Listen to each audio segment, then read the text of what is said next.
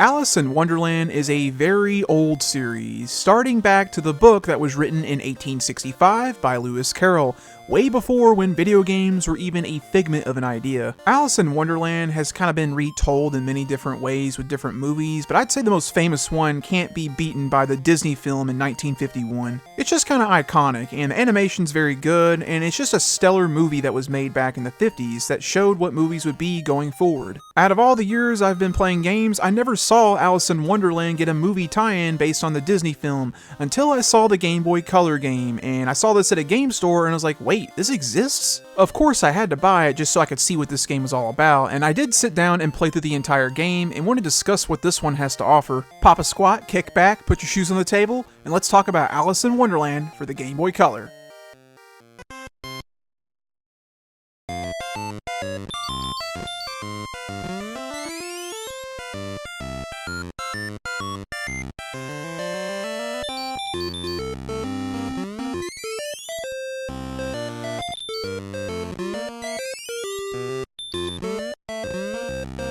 Alice in Wonderland was released in the year 2000 for the Game Boy Color, developed by Digital Eclipse, and published by Nintendo. Digital Eclipse has made a lot of games on the handheld systems like the Game Boy Color, and games that they have made are stuff like the Spyro games on Game Boy Advance, like Season of Ice and Season of Flame. They made stuff like Lilo and Stitch on the GBA, as well as they've had other Disney titles like Tarzan on the Game Boy Color. I'm sure a lot of you guys know the story of Alice in Wonderland, but pretty much the game follows exactly how the movie does, and you fall in the rabbit hole, seeing that rabbit who's saying, "I'm late for an important date!" And you go on a wacky adventure, meeting a lot of unique characters along the way, trying to make your way back home. After you get past the cutscenes, you'll notice this game plays exactly like every other game you played before. It's a side-scroller, but with some action-adventure variety to it. The controls are Mario controls. You move with the D-pad, and then you can hold B to run, and then A is to jump. That's all there is to it. This game is very linear. You hop and you bop your way all the way to the end of the level. The game is pretty standard in terms of the levels as well.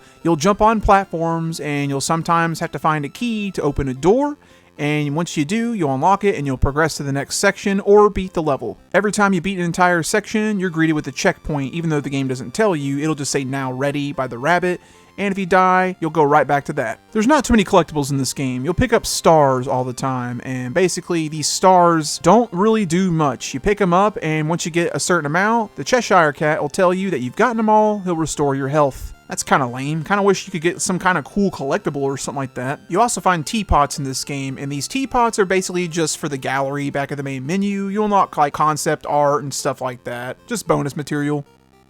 There are some unique powers that you do come across in this game. The first notable one you'll see often is the magic mushroom. This mushroom can shrink you down to a small size, or you can use it to get bigger again. You'll need to use this for puzzle solving because there's areas that you need access to get keys that you'll need to use that magic mushroom in order to get to the key. Another unique power you'll find are these big bubbles in the couple levels, and these bubbles can help you float to the ceiling and you can move left to right. It's got some momentum to it, but I kind of like the challenge with the bubbles. There's also one very small section where you play as Bill the Lizard, and it's very stiff how he controls, but you can use the ladder, and it's kind of like a puzzle platformer section here.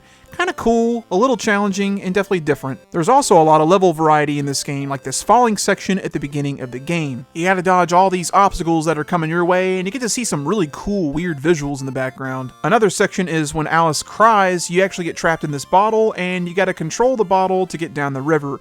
Let me tell you guys something, this is one of the hardest sections I've ever played in a Game Boy Color game.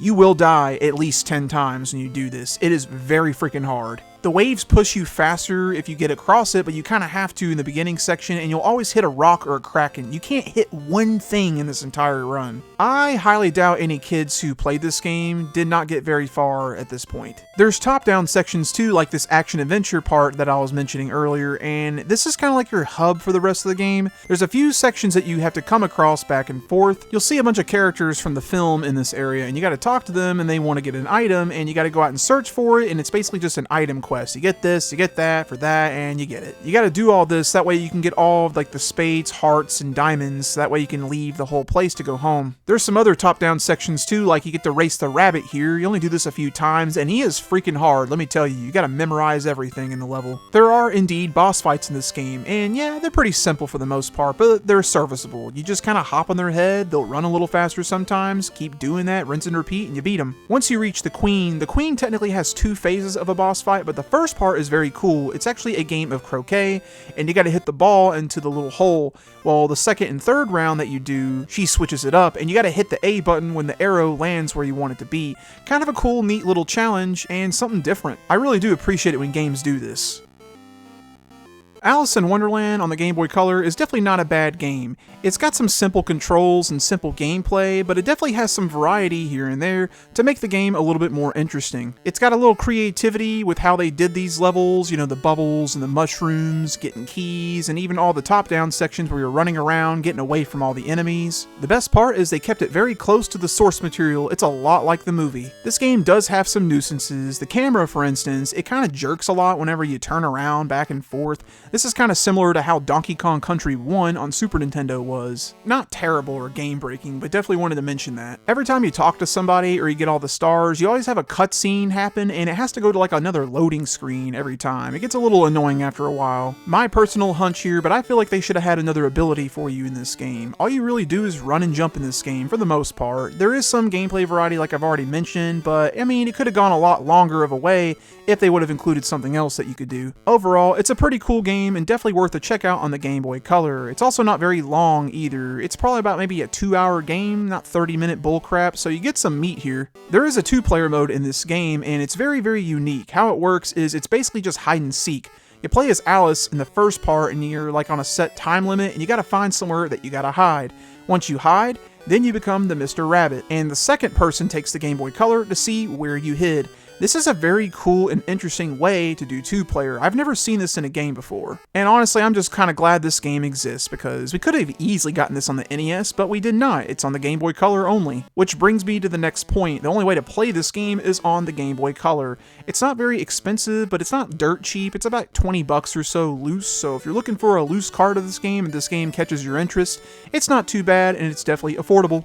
Well, that's all I've got to say about this game. I appreciate you guys for sticking around to the end to watch this video. If you got anything to say, leave a comment down below. I'd love to hear what you got if you got anything to say about this unique game. Until next time, thanks for watching. Y'all take it easy.